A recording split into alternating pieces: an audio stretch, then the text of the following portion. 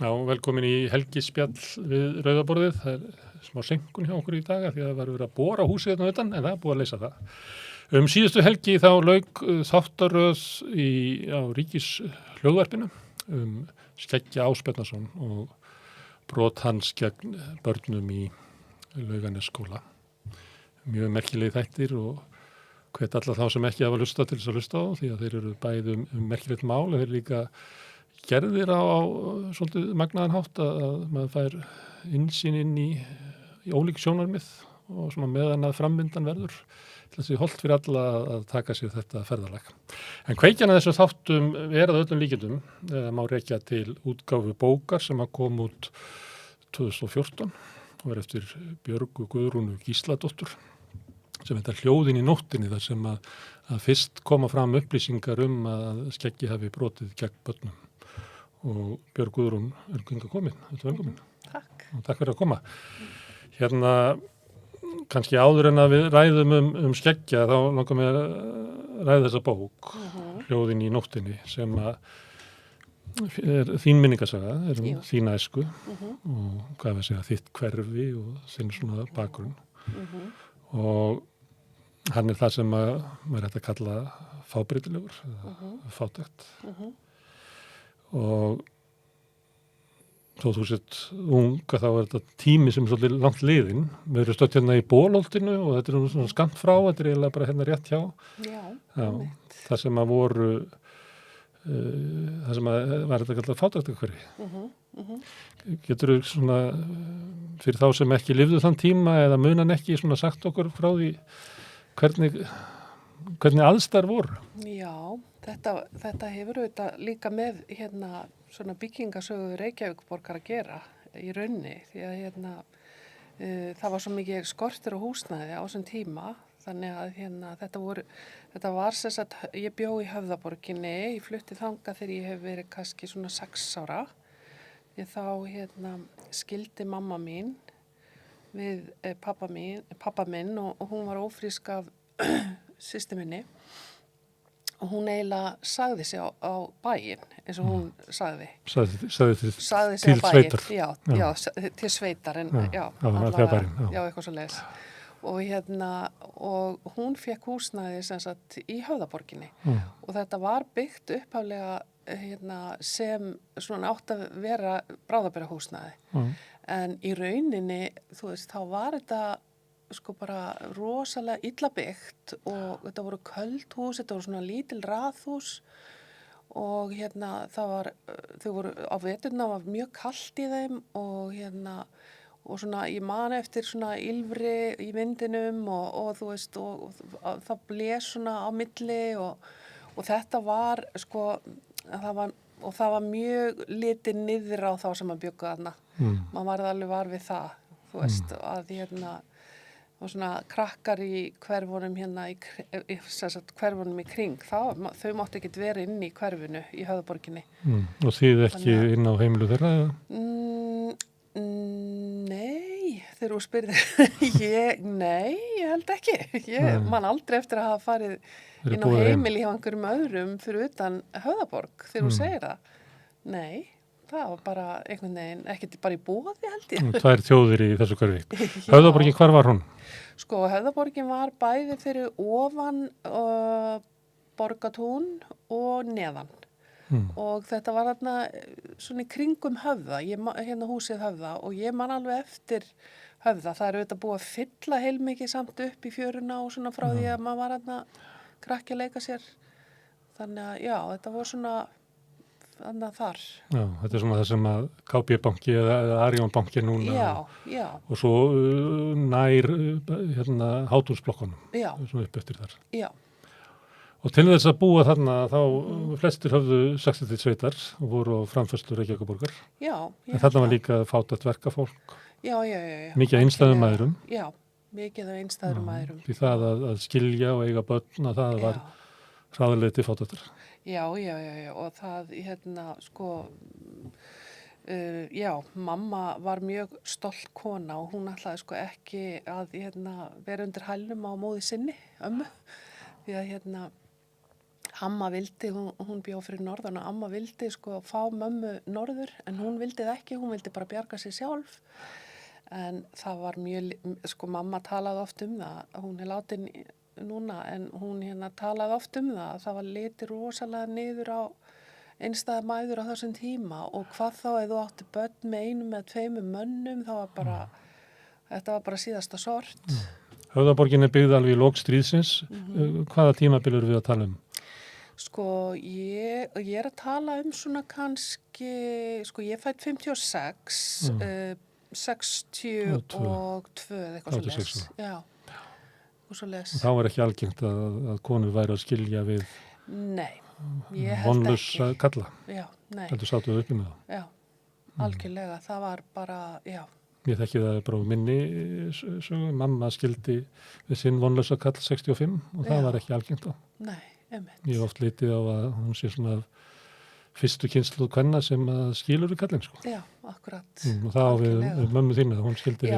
Já, og svo bara var líka, já, svo var hún líka svolítið svona, hún var kannski svolítið vilt, vildi svolítið fara að skemmta sér og svona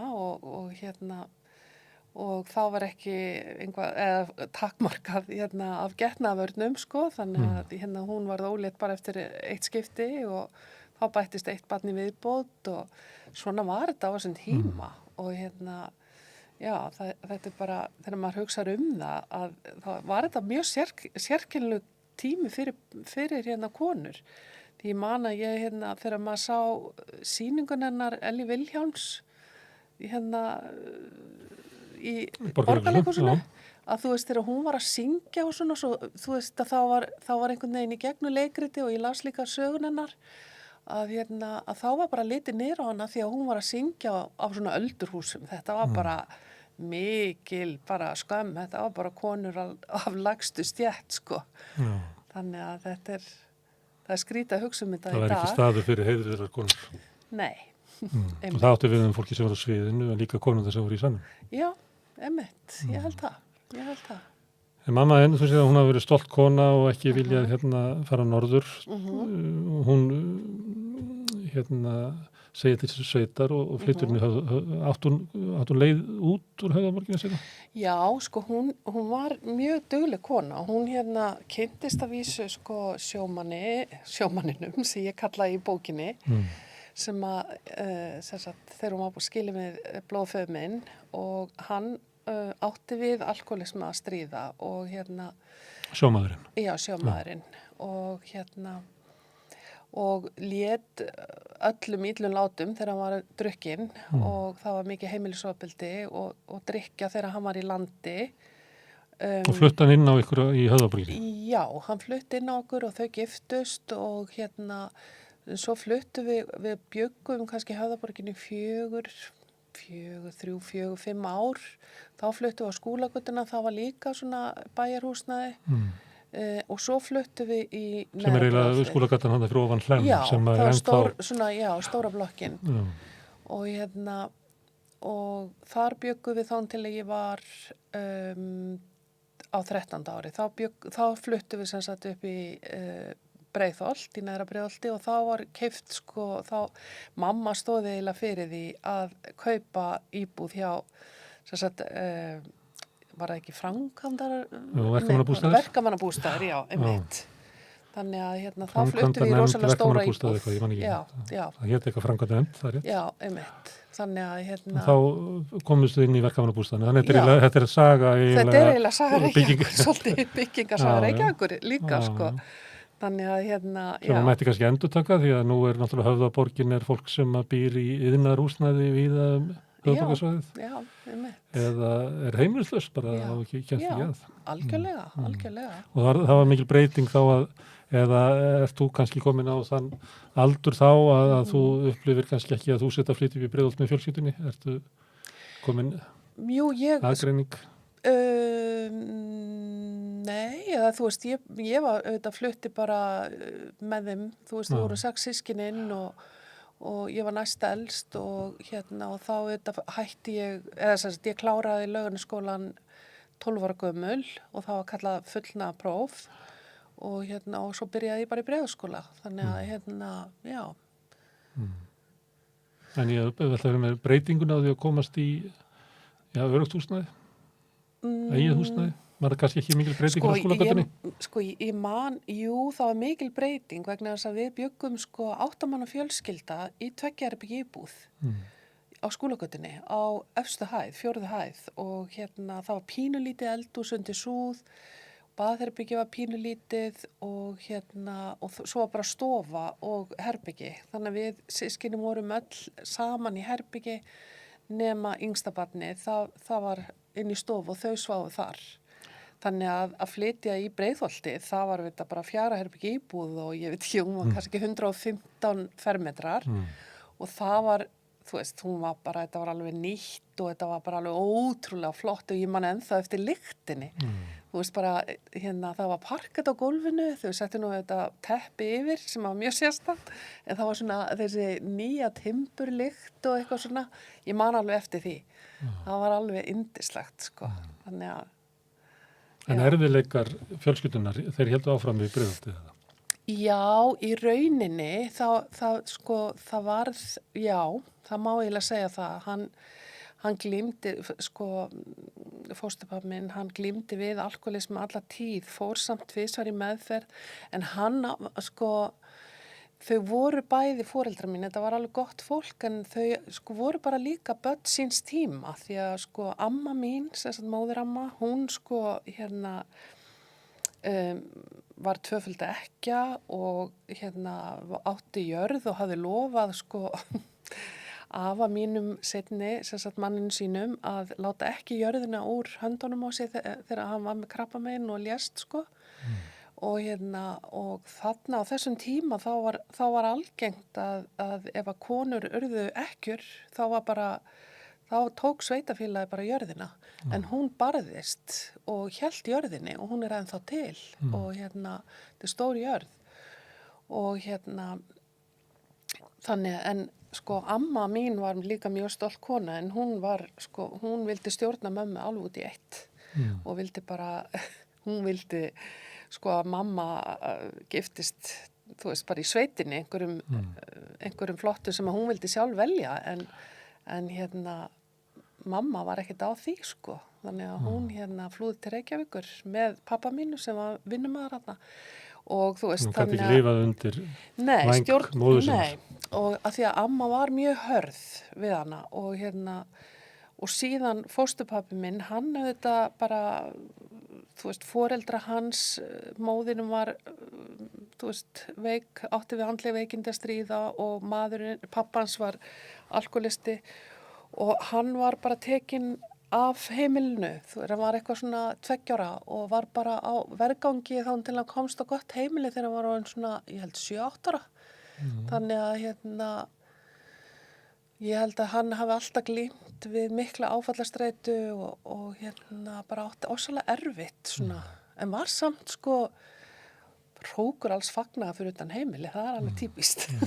Já, þegar hann gæti sýnt bestu hliðar öðru ókunnu fólki, en sýndi sína verstu hliðar heimils. Já, þannig að þú veist, og þetta bara kemur, þú veist, það er að þú veist, og sambandið þeirra var líka þannig, þú veist, þú veist, þegar það er svona sjúkt samband og þau voru svo háð hvort öðru, þá var þetta bara eins og dans.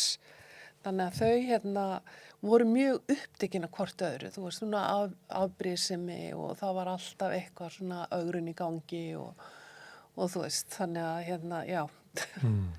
Spiluðu inn á sterkar óþægilega tilfinningar. Já, algjörlega. En að því við erum að tala um þau og þetta á kannski við margt fólk af kannski þessari kynsluð, svona krakkar sem að komast í vits og ára eftir þessarunum, sem er mikil rót í samfélaginu og mikil svona degla og þau koma með með mikil farangur úr æskunni, en hafa kannski ekki mikla svona leiðbeiningu eða aðstóð út úr samfélaginu, ekki hann út af sínum sjúkdómi. Nei, það var auðvitað bara... Ekki móðin út af hennar stöðu? Nei, það var auðvitað bara, þegar hann til dæmis fósturpabbi minn var illa, eða stundu þegar hann var, ég man alveg eftir, þegar var drukkin að þá hljómaði oft svona fyrsta árin þeirra, þú veist að þá heyrði maður hann segja, þú veist að það væri engin heilbrigður karlmaður sem myndi taka að sér konu með 3 börn og þú veist maður heyrði þetta alltaf og þetta bara krakki, maður skildi þetta ekki. Þú veist það var eins og að maður alltaf að segja, þú veist að hún væri bara heppin og ætti bara að haga sér sko. En Hann er örugglega ekki fundið upp þessa setningu. Nei, pottet Örugglega ekki. ábyggilega eitthvað sagt þetta við hann líka. Já, algjörlega.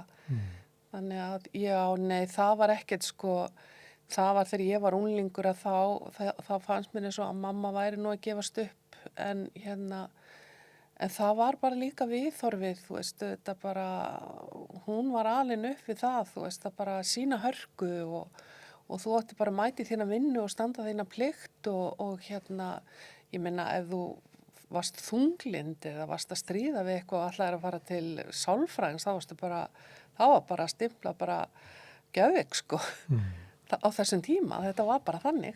En var það ekki þannig líka að sko fjárhagslega staða kvenna á þessu tíma var þannig að móðin gat aldrei bara gengið frá manninum með börnin sko? Nei, hún gat það ekki. Hún hefði steypst sér og ykkur í algjörlega botnlausa fátækt. Algjörlega, já, það er bara, en ég og bróðir minn, við vorum nú oft alveg að segja við hana, þú veist, á þessum tíma, sko, þegar ég var svona 13-14 ára, við getum farið að vinna og hjálpa henni og eitthvað svona, þá leiðinni svolítið illa, sko. En nei, ég held að þau hafi bara verið svo háð hvort öðru, að þau bara, og auðvitað var eitthvað sem batt þau saman, ég veit ekki hvað það var. Þau voru saman alveg þar til lífi lauk. Þannig að, já. Þetta eru fullorðna fólkið í fátæktinni. Já, fullorðna fólkið í fátæktinni. En svo eru börnin. Þó það við séum bara inn að skilja sko stöðu þeirra og einhver leiti er þetta byggt þeirra staða á þeirra ákvörðunum eða þeirra farangri að þá fæðist þið inn í heiminn sem bara saklausir einstaklingar. Já. Inn í þessar aðstæður. Já, algjörlega. Já, og það, ég man alveg eftir því að hafa orðið vör við þessa fátækt og á þessum tíma, því að ég man eftir við fengum, þú veist, mamma fikk gemisföt á okkur og hún var nú duglega að sauma. Hún saumaði alltaf á okkur föt fyrir jólin og svona. Nei, ekki nagli konuna að spinna, það er sagt. Já, hún var líka húsmæðraskóla gengin á þessum tíma. Það var mjög fínt, þannig að það var alltaf góðu matur heima og þau voru svona bæði mikið fyrir að elda góða mat. Og mamma var duglega að sauma okkur og svo les. En við gengum mikið í fötum af öðrum og það var auðvitað algengt bara. En maður fekk að finna fyrir því þegar maður byrjaði í skólanum að í Laugarnesskóla að maður væri úr Höfðaborginni. Og þessi föt sem að þú gekkst í væri uniform þeirra sem að væru? Já, ég man ekkert svo mikið eftir því en mér fannst það alveg eðlilegt einhvern veginn, mér fannst bara gaman að fá sko föt, þú veist, þannig að en auðvitað fannst mér sérstaklega gaman þegar, ég man alveg eftir því þegar að sjómaðurinn fór í siglingu og kom heim með fötand okkur sem voru keypt í útlöndum. Það var alveg toppurinn á tilverunni. En sko það var auðvitað fúkalikt af fötunni því að það var rosalega mikið fúki í þessum tréhúsum. Þú finnst að heyra það frá samnefndum? Já, þú veist, það var alveg og þegar maður var að labba heim að ég man alveg eftir að það var verið að kalla á eftir manni Höfðaborgarskrýll og eitthvað svoleiðis sko. Þannig að þannig að það var svona, maður fékk alveg svona inn í sig einhverja rosalega skömm að búa þarna. Það var bara og það var léttir einhvern veginn að komast á skólagötuna, þú veist, því að þetta hafði maður ekkert vita á þessu sem að barn. Maður gerði sér ekkert grein fyrir því, þú veist, hvernig þetta var, en já, ég hef oft hugsað líka það, þú veist, hvernig í Höfðaborginni, sko, hvernig við vorum böðuð og svona, því ég man eiginlega ekkert eftir einhverju sturtu eða neinu þarna, ég man eftir kólakassa fyrir utan, og það kom alltaf svona einhver bíll og sturtaði kólum eða það var mókuð kólun í einhvern kassa sem var fyrir utan húsið og já, þannig að þetta var svolítið sérstakt sko. Þannig að leið og þú ferði út af heimilinu þá ferðu að vita það að þú ert tilheyrir einhverjum hópi sem ekki alveg hluta af samfélaginu. Já, algjörlega. Það er bara fyrstu skilabóðin sem þú ferð. Já, Og þú verður það í skólanum, þú verður það frá Já. jafnöldrum þínum Já, og algjörlega. jafnvel bara út í búð. Eða. Nei, ég man ekki eftir Það því. fyrst var skólinn Ekki og- svoleið, sko. Alls ekki. En þú veist, nei, ég man ekki eftir því. En skólinn, nú þetta er blandað skóli, þannig eru krakkar úr Höfðaborginni. Þannig Já. líklega, ég veit ekki hvort að Laugarneskampurinn sé ennþá til, 62, kannski ekki. En það var líka Braggahverfið þarna. Jú, ég held Já. það. Jú, það var alveg, það var alveg Braggahverfi og En síðan eru þarna veist. hús fyrir svona millistættafólk já. og Já, betur sett verkafólk. Þannig þetta er Já, mjög já. blandaður skóli. Já, alls Hvernig konar. tekur skólinn á ykkur sem eru fátækust? Ég meni, ég byrjaði fyrst hjá, ég man eftir því að fór maður í fyrsta bekk eða annan bekk, þá var maður 7 ára og ég byrjaði ekki hjá Skeggja, heldur þarna byrjaði ég hjá konu sem heitir, ég veit ekki hvort hún er á lífi, heitir Gróa og mér fannst það æðislegt að byrja í skólanum, ég man alveg eftir því, mér fannst ég var rosalega heilluð af að koma inn í skólan og sjá öll þessi uppstoppuð dýr og það var svo gaman að syngja og þú veist, og ég man eftir mér alveg, þú veist, bara starffræðibækurnar alveg bara, mér fannst þetta svo æðislegt og mikil upplifun, sko, og þarna kom þetta rosalega fastur svona punktur í mína tilveru, af því ég var búin að vera svo mikil, tók rosalega mikla ábyrgð á systrum mínum og var svona lítil mamma, en en svo veit ég ekki af hverju ég var sett í Tossabekk árið eftir, þú veist, og þá bara bættist það líka við. Þið grunar að það hefur verið bara vegna þess að þú komst að fátækaheiminum? Já, ég held það, þú veist, en ég minna bróðir minn var í Sebekk og en hann líka, hann ólst upp svo mikið fyrir norðan hjá ömmu minni. Þannig ég veit ekki hvort hann var skrifað þar eða hvað, ég hef bara aldrei pælt í því, sko, en allavega kennari sem ég kendi honum var rosalega góð við hann. En Skeggi var hræðilegur. Þannig var ég bara komin í í 4 ár í eitthvað. Þegar þú varst 8 ára? Já, algjörða hrylling. Og hvernig getur þú lýst því að þegar við erum nú að sumuleyti erum við að tala tilefnið út af Skeggi? Já, hann var alveg svakalega harður og við vorum mjög hrædd við hann og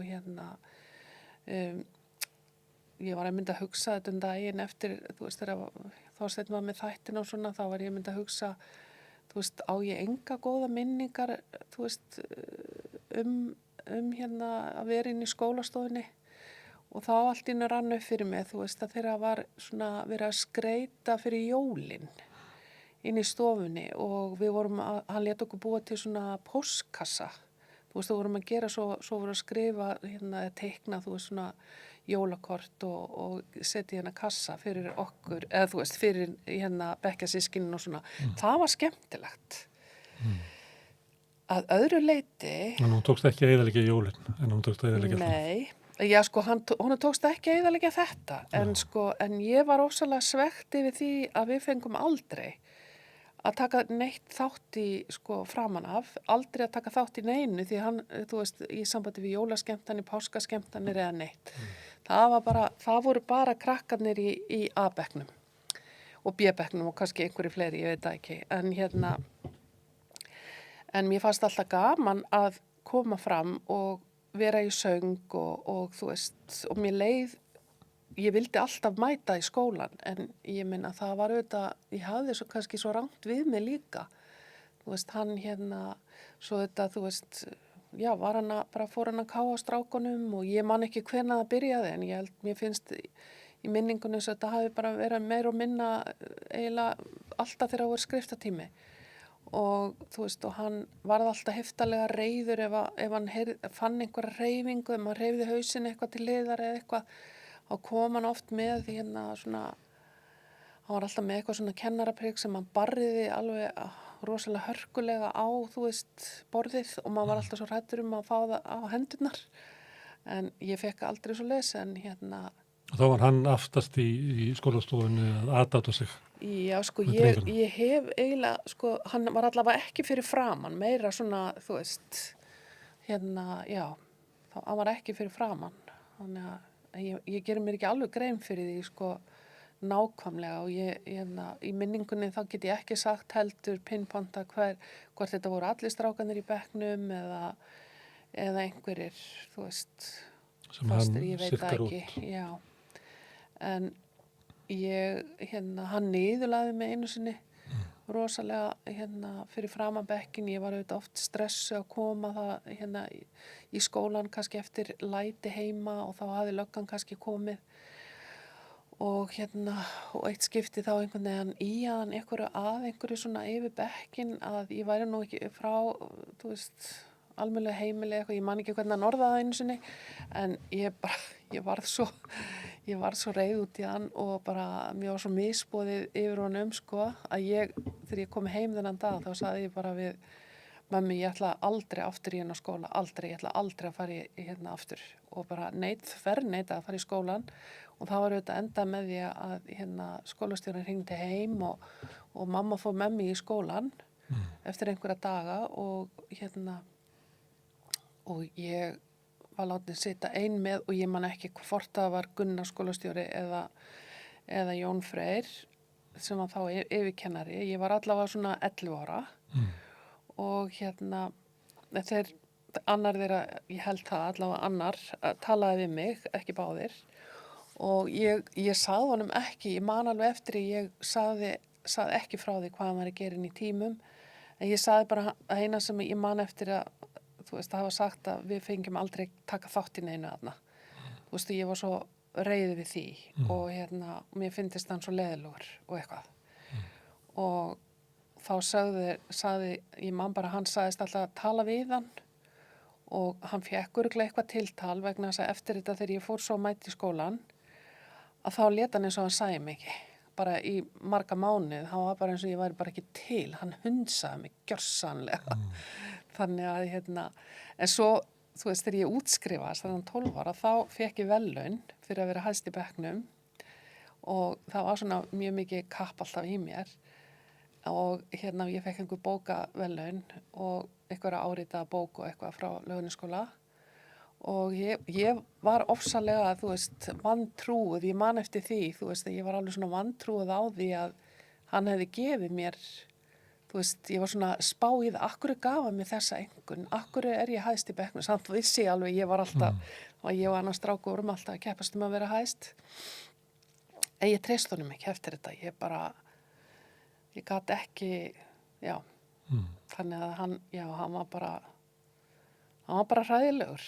Það var bara, og svo þetta var hann með barnatíman og sem var á þessu tíma og herðir í honum í útvarpinu. Já, og ég sagði aldrei neinu frá þessu, ég sagði aldrei mömmu frá þessu eða neitt, sko, og engum, en ég minna við vissum af þessu alveg í bekknum og engi sagði, við allavega töluðum aldrei þetta. En hvernig vissur af því?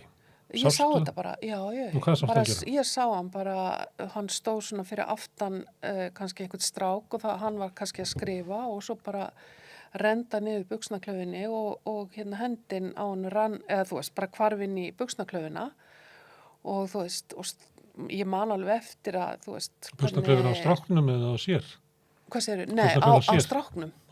En svo fór hann, sko, svo man ég svo vel eftir að hann var svo oft fór hann upp á töflu eftir á og fór svo að gera það, sneri baki í okkur og fór að gera það sig og ég man vel eftir því og hann svona losaði beltið og eitthvað svona og svo bara, ég man eftir að hann lagaði svona skyrtun og eitthvað svona og En varst þú ung og svona vissur hvað var að gerast eða? Nei, ég held ekki, ég veit það ekki því að ég hafði auðvitað lent líka sjálf í kynferðisofbeldi og þannig ég var ekki, kannski einhvern veginn bara kannski hélt maður bara að þetta væri bara það væri svona einhverju kallar væri bara svona eða eitthvað, ég veit það ekki ég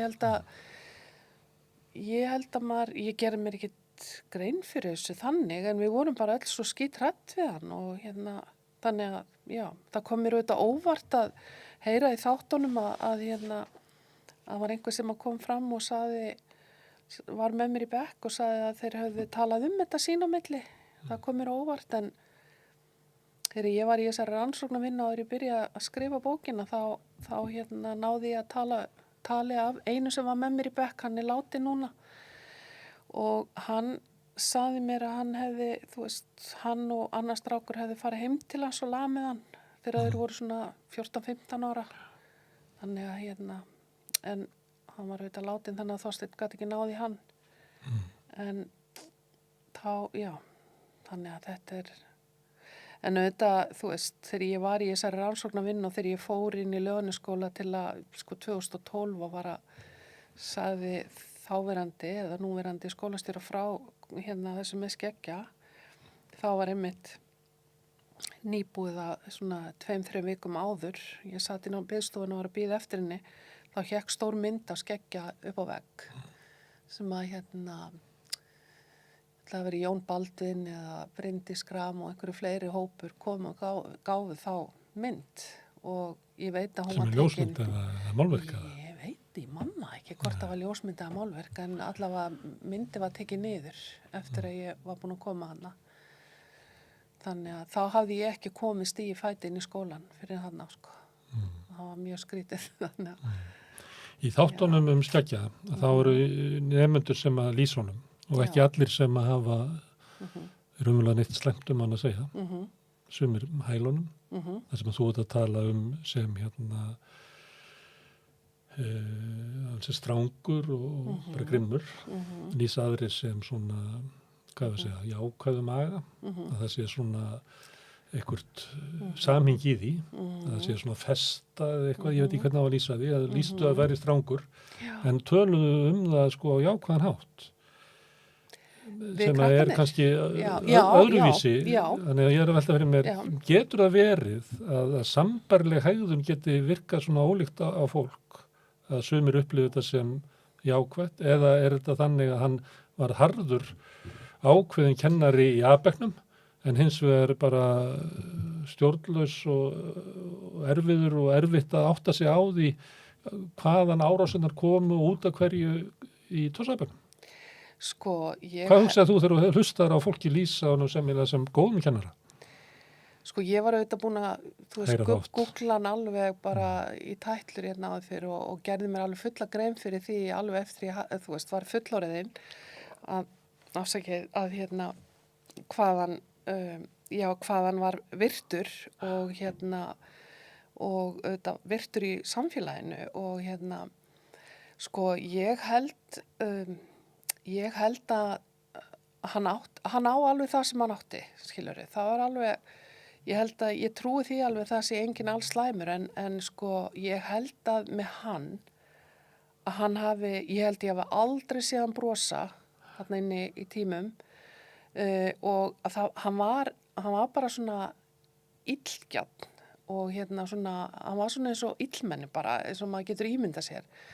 Og hann við vorum öll opbúslega hrædd við hann og hann var alltaf að hóta strákunum að senda, á Jaðar eða sérstaklega Breiðuvík, og ég man eftir að það var eitt strákur sem fór á Breiðuvík og það var næsta sem við vissum bara, hann hefði farið, og það var alveg, hann hótaði okkur og hann hótaði líka ofta að barnavernd myndi koma og eitthvað ef við huguðum okkur ekki og eitthvað svona, en ég meina, ég held að hann hafi, sko, hann var mikill einfari, það allavega, þegar ég fór að garfa í þessu og áður ég skrifa bókina, þá sko komst ég að því, hann var mikill einfari og hann blandaði mjög lítið geði við fólk og það var kannski enginn sem þekkt hann og það kom mér líka óvart að hann, ég held að hann hafi alveg sýnt það að hann leit niður á krakka sem að komu frá, Höfðaborginni og frá svona fátækum heimilum og það kom alveg fram í þáttunum að Þorsteins.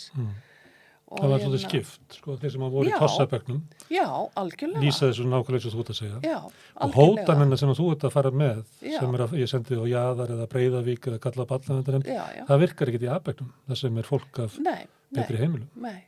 Í fólk, krakkarnir hefur ekki skilið að hvað hann að vera að tala um. Einmitt. Og ég man alveg eftir að ég fór til skólastjórans að þá leyfði mér og annari stelpu í bekknum að lesa ljóð á einni jólaskemmtuninni.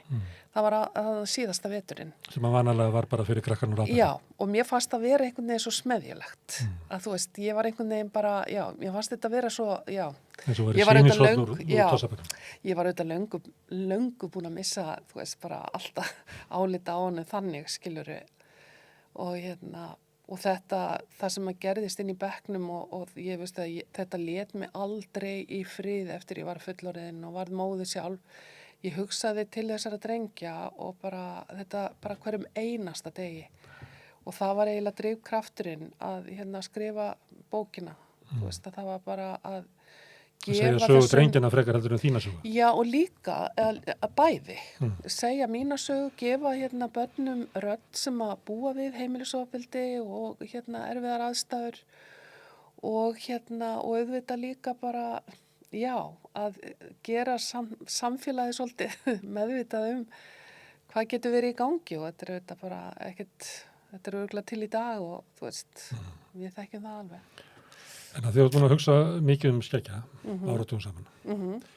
Maður velti fyrir sig þegar maður var að hlusta á þættina að náttúrulega hugsa maður til hvað heitir hann, Jimmy Savile sem er bara öll ævi hans snerist það að komast yfir veikstætt fólk til þess að misnota. Já, akkurat. Og maður velti því náttúrulega fyrir sér að hvort að skeggi hafi valið sig það að vera kennari, valið það að byggja upp orðspor sitt sem besti vinur barnanna, eins og var sagt í útvarpinu, og að verða svona nafntogaður sem bara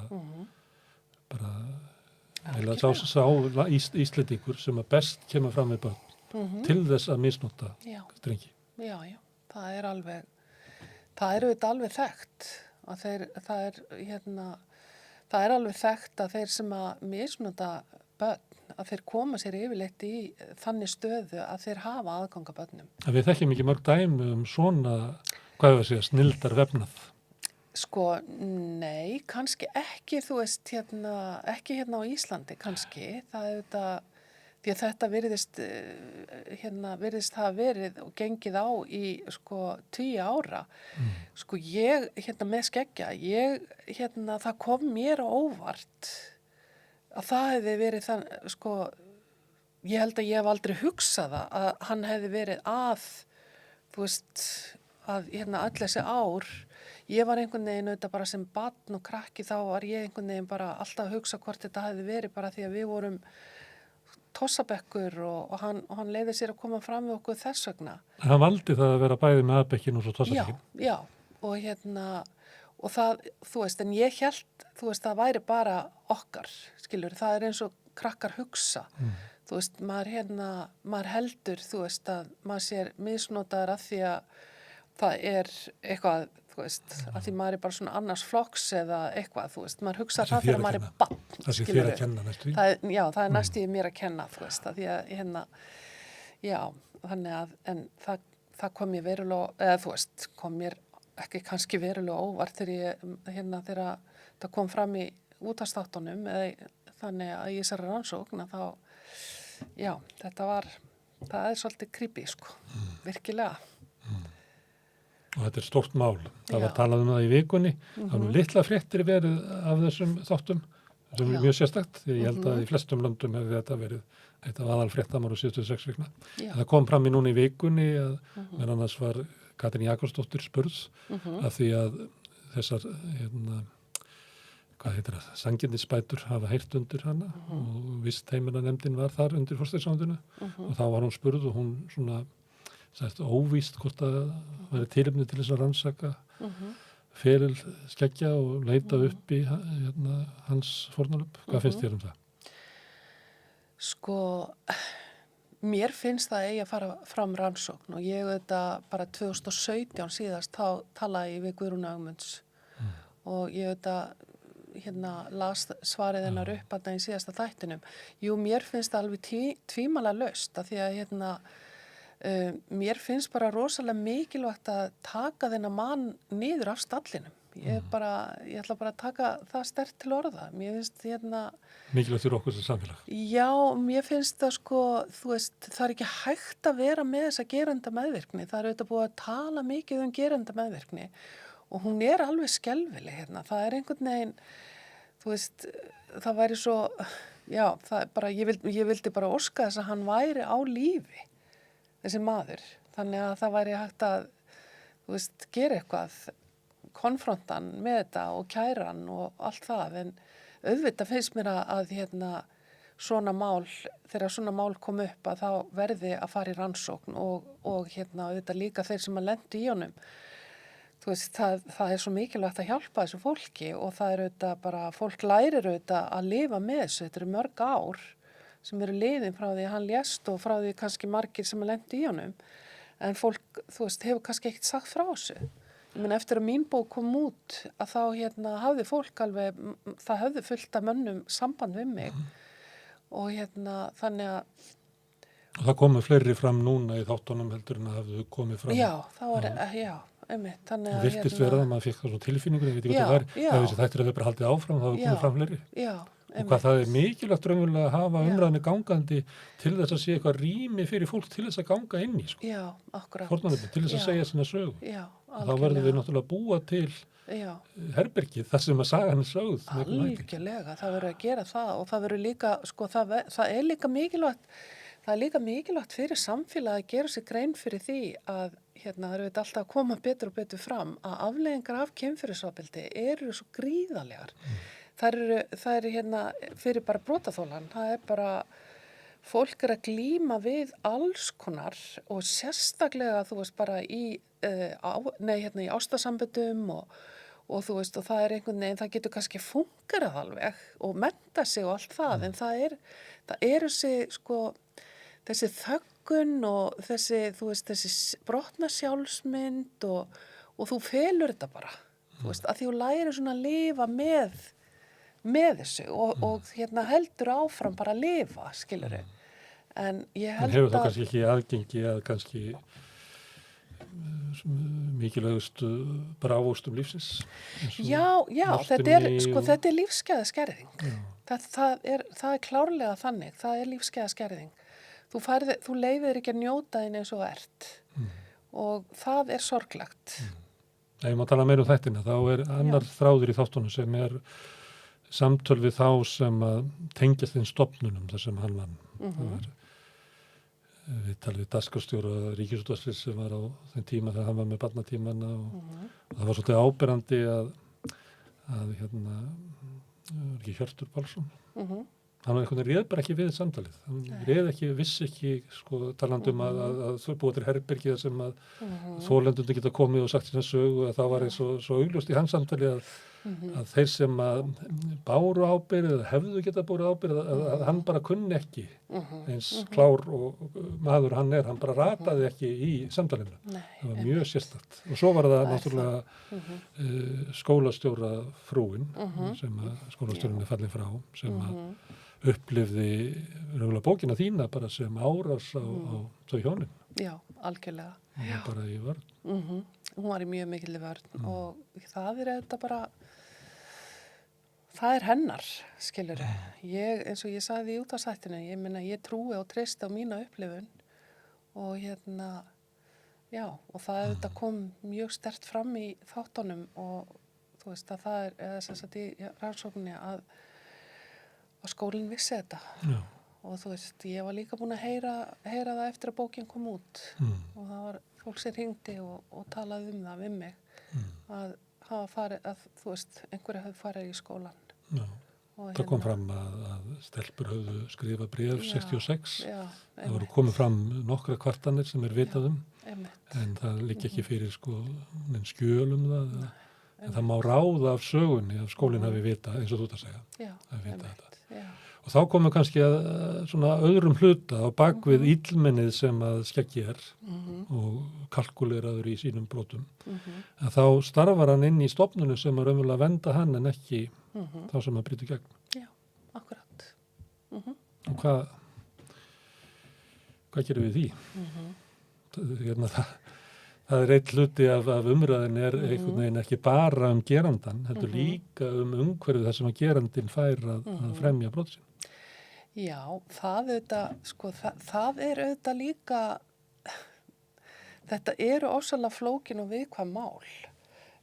Það er alveg örugglega eitthvað búið að vera í gangi í fleiri skólum, en þú veist, við vitum það ekki. Skeggja ekki einstakur. Nei. Mögulega er hann stórtækari en flestir, en hann er ekki einstakt fyrirbrigði. Nei, og auðvitað, ég held samt í dag að þá, ég er allavega að heyra það að það er algengara ef að kemur upp kynferðisofbeldi til dæmis hjá fyrirtækjum, einhver brýtur á samstarfsfélaga, að þá er það algengara finnst mér núna í dag, þó að sé sjaldgæft, að gerandinn láti fara. Án, þú veist, skilurðu dóms og laga, þá er sem sagt bara brotaþolanum trúað. Það byrjaði nú eiginlega bara fyrir 2 árum eða svo. Já, ég held að sé svo stutt síðan. Sko. Já, það er mjög stutt síðan. Já. Og maður sé líka, þú veist, þeirra stelpunar gerðu uppreisnarna unglingsstelpunar í MH. Þannig að þetta er svona, það er eitthvað kallaskil að verða. Já, maður vonar það og auðvitað, þú veist, myndi maður vilja sjá, þú veist, þá sem að eins og unga strákar sem brjóta af sér og svona, þeir geti bara tekið, þú veist, tekið á sig ábyrgðin og að því það er svo mikilvægt að taka á sig ábyrgðina og það er nú sjaldgæfara. Það er því miður langt í land, held ég, sko. Þó svo að menn séu látni fara, þá þekkjum við það bara að menn er að verja sig og hafna því út og suður, sko. Og vantar þá ekki hópin sem er líka til að taka mótið þeim og styðja þá sem er látni fara. Já, algjörlega. En ég held líka bara með eins og barnaníðinga að ég held að sko, þú veist, það er miklu sjaldgæfara eins og í vinnunni hjá mér, ég vinn hjá Stígamótum, að miklu sjaldgæfara að það sé bara eitt barn sem að hefur lent í einhverjum barnaníðing, það er yfirleitt slóð á eftir þeim.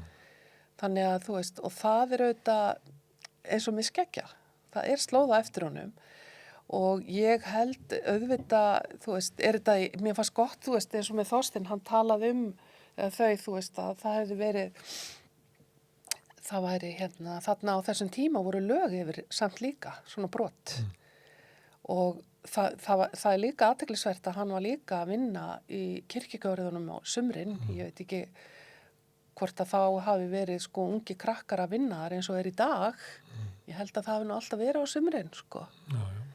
Þannig að hann er vendaður mjög vel. Hann kemur við sögu hjá Friðrik Þór Friðrikssoni sem kvikmyndagerðarmanni sem hefur gaman að segja sögur. Já. Og Friðrik vann á sumri sem unglingsdrengur í kirkjugjörðunum. Já. Og þá segir hann frá skeggja að hann kom og það voru fáir sem að kunnu að slá með orð og ljá.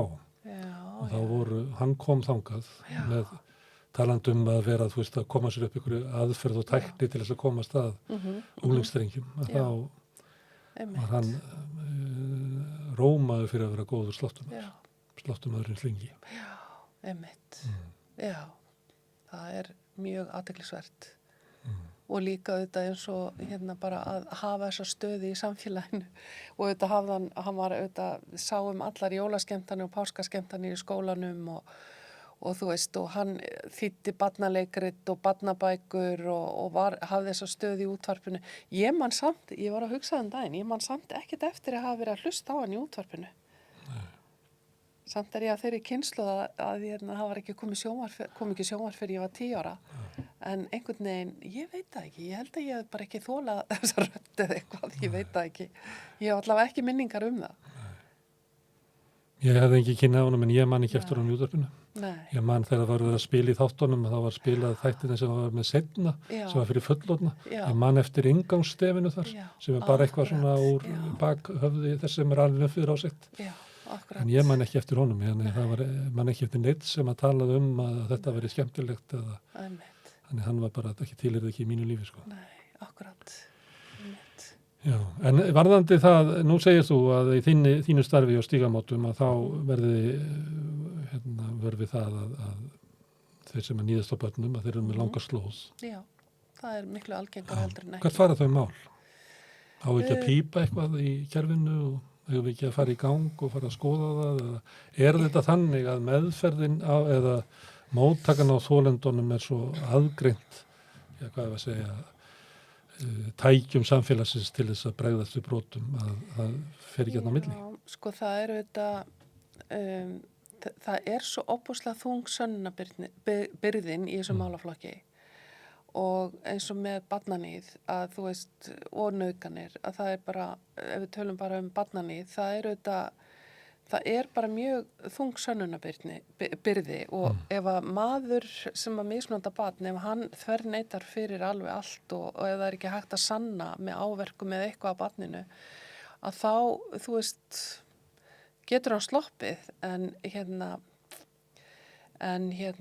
það er þetta eru bara, sko, í eðli sínu eru þessi brot bara þannig að brotaþolinn hann upplifir svo óbúslega mikla skömm og tekur svo mikið, sko, varnarkerfi hjá okkur er bara þannig að það fer í gang svona ákveðið alveg bara, ok, ég ætla, ef þetta er mér að kenna, hefur eitthvað með mig að gera að ég, sé snert á þennan hátt eða eitthvað, þá finnst mér heimurinn ekki verið eins hættulegur og svo er þetta líka þannig að fólk, þú veist, börn geta bara frosið og þau bara, og svo er þetta kannski einhver sem að þeim þykir væntum og það er verið að móka í þeim alls konar, þú veist, gjafir og þau verða einhvern veginn svo meðsek og það er verið að taka svo mikið sakleysi frá þeim. Þannig að oftast, sko, ef þetta er einhver sem er nákominn, að einhver sem að barnið treystir, að þá er þetta þannig að þú bara, þú veist, þú mátt ekki segja og að það er líka bara út af skömminni, það er bara, þú veist, og svo ertu líka bara einhvern veginn bara að reyna samfærið að þetta sé ekki eins og það er. Þannig að þetta getur tekið langa tíma, mörg ár fyrir brotaþola að stíga fram. Ég meina, þú veist, það hefur alveg komið konur til okkar sem eru bara á níræðis aldri og bara eitt skipti segja frá sínu og hafa aldrei sagt frá því og bara ætla ekki með sér í gröfina. Þannig að en þetta er auðvitað, já, þetta er alltaf flókin mál. Ég ætla ekki að byrja að leysa það núna. Nei. Það var eitt af því að talað að þetta hafi verið á tímum skeggja, þá var það líka refsivert. Það kemur fram í einni sögunni að mamman þagga niður í stelpunni sem ætlar að segja frá vegna þess að hún geti valdi svo miklum skaða, annars vegar komið honum í fangilsi og sér í fangilsi. Því að þú mátt ekki bera rangar sakir á. Nei, þannig að þá var eiginlega þessi ómöguleiki sem er einhvern veginn í þessu, að þyngd refsingarinnar og hvað ásökunin er stór, leiðir til þöggunar. Já, algjörlega. Það gerir það og það er og þetta er sérstaklega kannski á þessum tíma en í dag eru þetta meiri upplýsingar þetta og það er barnahús og það er kannski fyrr gripið inn í. Þannig að og þetta vonar maður að þessum málum, ásakið, búin að vera með svona pest. Það er haust. Já, maður vonar auðvitað bara að, þú veist, að það verði farið að taka harðar á þessum málum því að oftast eins og samkvæmt okkar áskýrslum að þá eru yfirleitt flest brot á börnum frá 11 til 17 ára, eitthvað svo les. Þau eru framin en fólk kemur ekki fyrir en það er orðið fullorðið og seinna, þú veist, þannig að og þá er kannski brotið feint eða, þú veist, það er allur gangur á því. Þannig að heldur að það sé nú virðismanni að það sé að breytast einhver liti varandi ofbeldi gegn konum að það sé að yngjast. Þú nefndir áðan að uppristina í framhaldsskólanum að það sé fyrr að bregðast við ákafar.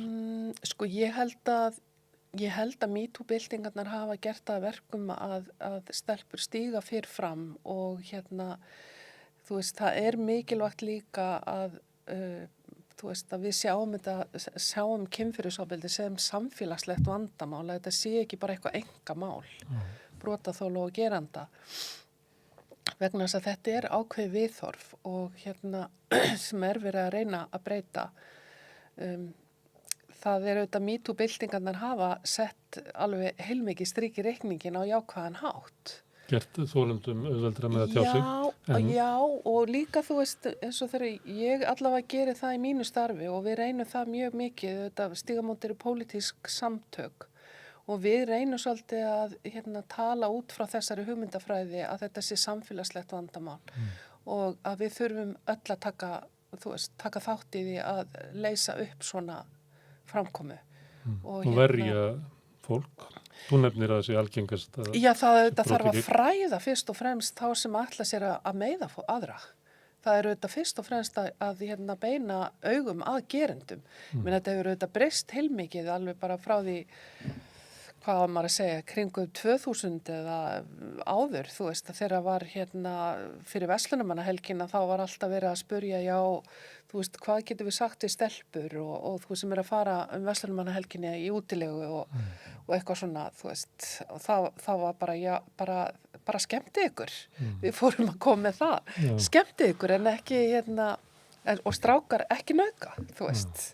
Þannig að, auðvitað er þetta svona hægt og rólega kannski pínu að breytast en Stígamót er ennþá opinn og það eru 190 manns á biðlista hjá okkur og það er alveg saman hvað við ráðum ekki starfsfólk inn að það er alltaf brjálað að gera.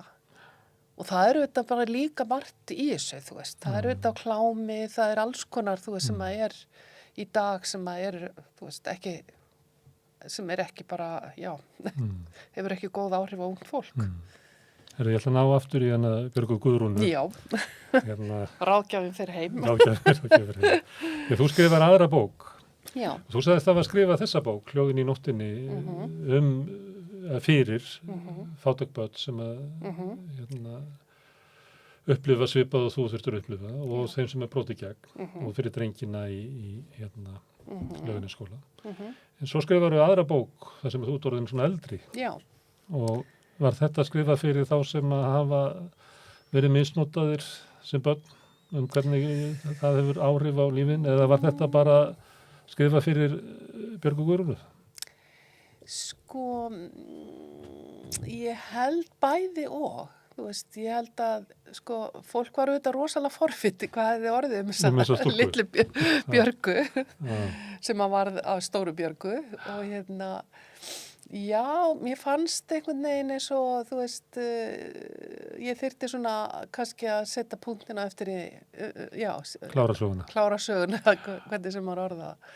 Og já, þetta er svona kannski, þetta kem ég líka, þú veist, heilmikið inn á það að hvernig maður kemur inn í fullorðinsárin með brotna sjálfsmynd. Og þú veist, og það hefur alveg heilmikið að segja, þú veist, og maður þarf að virkilega vinna vel í sig til þess að geta orðið sjálfsöruggur og farið að ná í sína drauma. Þetta er svolítið, maður kemur svolítið svona misþroska inn í fullorðinslífið ef það er hægt að orða það þannig. Það tekur maður líka nokkur ára að átta sig á því að maður er misþroska, ekki? Já, jú, það er alveg, þú veist, á sömu sviðum er maður kannski bara 60 en þegar maður er 20 en á öðru sviðum er maður bara kannski 8-9 ára. Þú veist, þannig að þetta kemur svolítið fram í samskiptum og svona, en þannig maður þarf svolítið að vinna svolítið vel í sér, þú veist, hjá sálfræðingum og bara sem betur fer þá getur maður, þú veist, heila sig að vila svo til öllu leiti, en auðvitað þarf maður alltaf að vera meðvitaður svolítið, þú veist, þetta er bara svona sjálfsvinn og sjálfskoðun, þú veist, að maður er svona, já, bara er alltaf með sjálfa sig svolítið svona í sigtinu, þú veist, ef einhver fyrir taugarnar á mér, þú veist, að þá þarf ég að skoða, já, býtu, akkurju, hvað er að þér?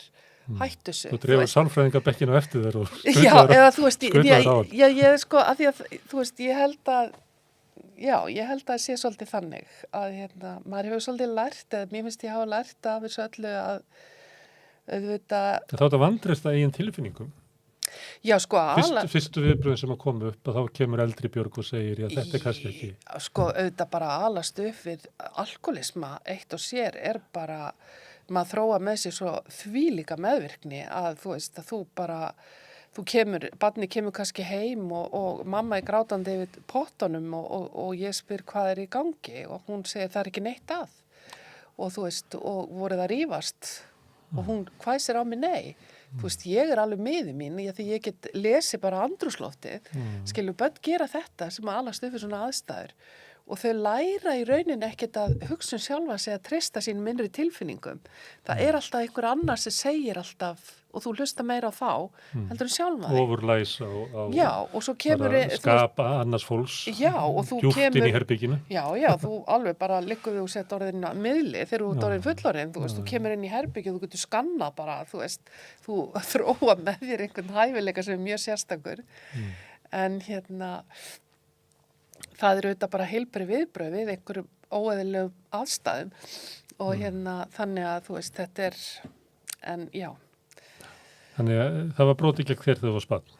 Já, ég sem sagt lenti í pappa mínum, hann var barnaníðingur, hann er dáinn og ég komst að því seinna meir að bara þegar ég skrifaði einleik svona 94 ásamt annarri konu sem að þá mun ekki skuggi vera til og við sýndum þetta var fjallað síðaspjall og afleiðinga þess og var svolítið svona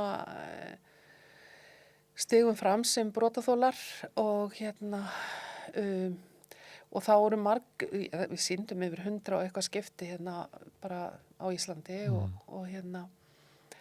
og það voru mjög stóra föðurætt og það voru marga frænkur sem að komu á sýninguna og við vorum alltaf með svona umræður á eftir og það stigu, þú komu til mín og spurðu hvort að ég hefði lent í þessu og og ég sagði já, ég hefði lent í pappa og það var líka bróðir pappa sem var gerandi og þá bara var alveg slóð á eftir þeim, báðum, bræðrunum þannig að að ég hélt að ég hefði bara einlent í þessu lengi vel, en og það sýnir líka alveg, sýnir þetta í rauninni í hnotskurn, hvernig þessi menn geta, já, komið fram, því að hann, pabbi minn var þekktur fyrir að vera badgóður og öllum fannst hann svo góður og hann var alltaf þessi sem var að leika við krakkana, alltaf að föndra og gera eitthvað svona skemmtilegt og já, hann var ofsalega hlýr og góð maður en þessa hlið hafði hann og hún var hræðileg þannig að og hluti af því var að geta hvað við segja, svona sett sér niður að vera á sama plani og börnum til þess að geta tengstir. Já, algjörlega það var bara já, þannig að þetta Já, en ég konfrontaði hann með þessu og já, og talaði við hann þetta og spurði hann út í þetta og tvisvar sinnum æfina. Fyrst þegar ég var bara 25 ára og svo aftur seinna þegar svo sleit ég sambandi við hann í 8 ár. Því að já, þegar ég var búin að tala við hann í seinna skiptið. Þannig að, en hann fór alveg í kerfi þegar ég talaði við henni í seinna skiptið. Ég var svo meðvirk í fyrra skiptið að ég fann svo til með honum að eiga svona dóttir sem væri að konfronta hann og spyrja hann út í þetta. Þannig að... Og svo er þetta að tala blóðföðuðinn. Ég er að tala blóðföðuðinn. Já, og hann braut á þér eftir að forðarinn skildu. Já. Hann já, ég vaknaði bara við hann eina nóttina þar sem hann var að káfa mér og svo reyndaði það aftur þegar ég var svona 13 ára. Þannig að já, þannig að já. En þú sagðist að það var slitið sambandi við hann í 8 ár og tókstu þá sambandi við hann upp aftur eða? Já, ég eiginlega gerði það því að hann hafði samband við mig og systur mína og þá var hann fara í stóra hjartaaðgerð og vildi láta okkur vita af því og við áttum fjölskyldufund og og já, og ég sem sagt systir mín hún býr út á landi og ég sem sagt hún kom samt í bæinn og hitta líka en svo fylgdi ég honum í þessa aðgerð og fylgdi honum fór til hans í 3 daga eftir en hann dó á 3. degi þannig að og þá var ég viðstödd þegar hann dó þannig að já, en ég var auðvitað svolítið stressuð yfir því þú veist að ég vildi ekki hafa hann inn í mínu lífi en ég var pínu stressuð yfir því að að vera með honum í gegnum þetta ef hann myndi lifið þetta af. Ég auðvitað bjóst því að hann myndi lifið þetta af, en ég auðvitað, þú veist, hann var pabbi minn og einhvers stað þótti mér líka vænt hann, en hann braut illilega trausti mitt, sko. Og óttastu þá að kæmi eitthvað svona augnablika sem að eins og þú ættir að fara að fyrirgefa? Það sko, ég segi frá því í bókinni, það auðvitað, hann áður en hann fór í aðgerðina, þegar við, sem sagt, ég og systir mín fórum til hans, að þá sagði hann, við vorum bara tvö, ég og hann í smá tíma og þá sagði hann við mig að því, sko, mamma var ófríska systir minni þegar þau skildu, þannig að hún hafði ekki svona mikla tengingu við hann eins og ég. En þá sagði hann við mig að hann hefði ekki reynst mér sá faðir sem hann hefði átt að gera. Þarna var liðin þessi 8 ár og ég hafði skrifað honum bréf eftir ég gerði upp við hann og sagði bara ég vil ekki vera í sambandi við þig. En vonaðist alltaf innst inni að hann myndi segja ég vil hitta þig og þú veist, getur talað um þetta. Hann gerði það ekki. Hann gerði það ekki. Þetta er að næsta sem hann kemst í að segja. Já, fyrirgefðu. Þetta er mjög veik. Já, og ég sagði bara já og en þegar ég konfrontaði hann í seinna skipti sko þá sagði hann við mig, hann var alveg skjálfandi á beinunum, þú veist, ég held að hann væri að fá taugaáfall, að þá sagði hann við mig ef ég væri ungur þá myndi ég leita mig hjálpar. Þannig að já. En já, þetta er bara en þetta, ótrúlegt, stundum heyrir maður svona í umræðinni þá er verið að fólk eitthvað að spá og spekulera í það að viðurkenna sektina eða fyrirgefa. Hvað finnst þér um það? Já, sko getur þolandi borið það einhvern veginn líka að eiga útdeila fyrirgefningu?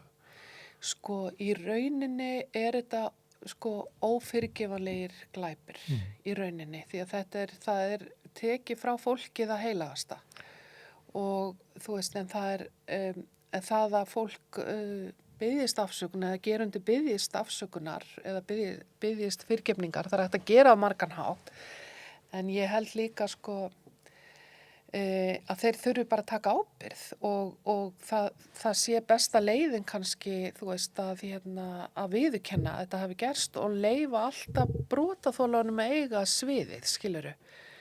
Þú veist, brotaþolin ef þetta gerist inn í fjölskyldu, ég ætla ekki að mæta ef að pabbi verður í þessu brúðkaupi, þú veist, og hann mætir samt, skilurðu, sem að ég er bara að taka eitthvað dæmi út í loftið, að en þá, þú veist, að hann myndi víkja. Svo er þetta rosalega mikilvægt að ef þetta gerist í fjölskyldum að fjölskyldan trúi brotaþolanum. Það er líka mjög flókið ferli vegna þess að það er oft sem að fjölskyldan bara splittast. Þannig að það er vinahópar og alls konar. Já, og vinahópar og þetta er bara, þú veist, af því að þetta er ekki skrímsli. Þú veist, þetta er þú veist, þeir sem að fremja þessa kynferðisglæpi, þetta er ekki skrímsli, fæstir, þú sér það ekkert utan á þeim. Eins og kom fram svo við vitnum í þættina skeggja, þegar fólki kemur fram og ber honum sko karakter einhverjir. Já. Það er dæmi um það að hann alltaf sömu, þá byrtist hann ekki sem skrímsli. Algjörlega, ég meina að það er svo fólk að ég erfileikum með að sko sjá það fyrir sér að einhver sem að er einhver liti góður geti verið svona illur. Já, er ekki mannskepnan grimmasta skepnan á jörðinni, ég held það. Og auðvitað, þú veist, auðvitað er kannski þægilega að hugsa ef að maður gæti séð það á fólki, skilurðu, að það sé vont. En maður gerir það ekki í sambandi við þetta. Það er bara þetta getur verið maðurinn, þú veist, í næsta húsi og þú veist, og svo þetta, eins og hjá okkur, þú veist, að þetta koma líka kallmenn til okkar á. Flestir eru misnotaðir í æsku af mönnum, að kallmenni, þeir eru flesti gerendur.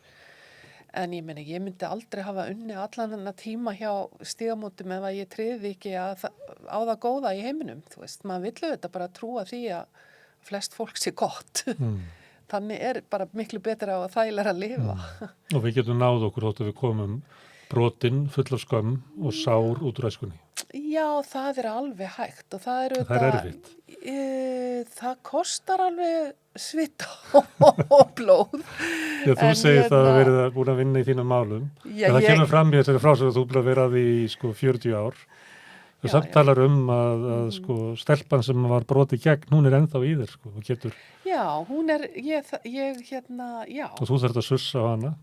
En þú þarft líka einhvern veginn að vera góð við hana, eða ekki? Jú, alltaf, maður þarf alltaf að vera meðvitar það, þú veist að þú veist, já, ég hef alltaf, sko, ég stend með henni og hef þetta lært að elska, þú veist, bara þennan part í mér og stíga fram og lefa mig bara að vera ég, þú veist, það tók heilmikið tíma og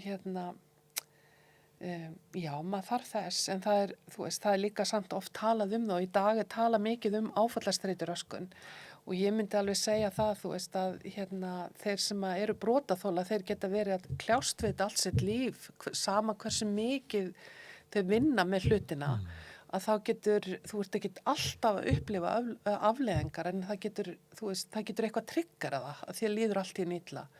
En núna í dag þá eru þetta, þú veist, áfallasérfræðingar, það er alls konar, þú veist, það er margt sem er bara í sálfræðinni sem hægt er að vinna með til að hjálpa brotaþolum. Þannig að...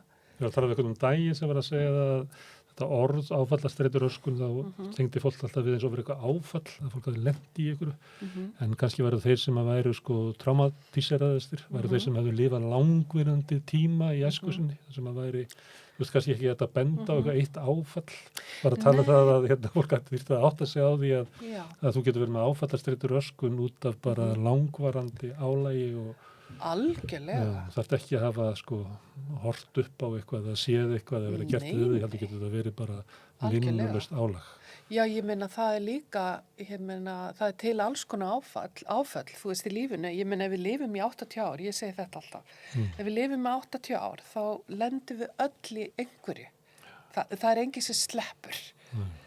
Lífið það er bara hættulegt að vera til, er það ekki? Þú veist, við veitum sem betur fyrir ekki hvað við eigum eftir að gangi í gegnum og það er bara spurning hvenær við lendum í þessum verkefnum, ef maður hægt að horfa það þannig áföllum, hvort að maður er krakki eða fullorðinn og ég held að ég trúi því allavega að það sem maður getur stjórna, það er auðvitað, maður getur stjórna sínum eigin viðhorfum. Hvernig ætla ég vakna og þú veist, hvernig ætla ég að horfa á hana dag? Stundum getur maður það. Já, stundum getur maður. Stundum er dagsformi svolítið, maður er svona þreyttur og pirraður og svona og þá þarf maður líka að vera ekstra góður við sig. Já. Þannig að, en já, þetta er auðvitað...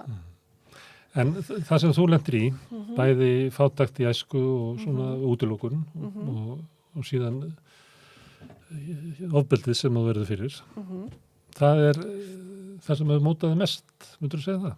Eða hvernig... Já, það hafði alveg djúpa áhrif á mig. Ég myndi alveg segja það. Það hefur alveg, það mótaði mig mikið og ég var lengi, þú veist, að vinna úr þessu og komast á þann stað að geta bara haft trú á sjálfur mér og ég minna, þú veist, ég ætlaði alltaf, mér langaði, sko, í fyrsta lagi þá langaði mig að vera sálfræðingur, svo ákvað ég að vera rithöfundur.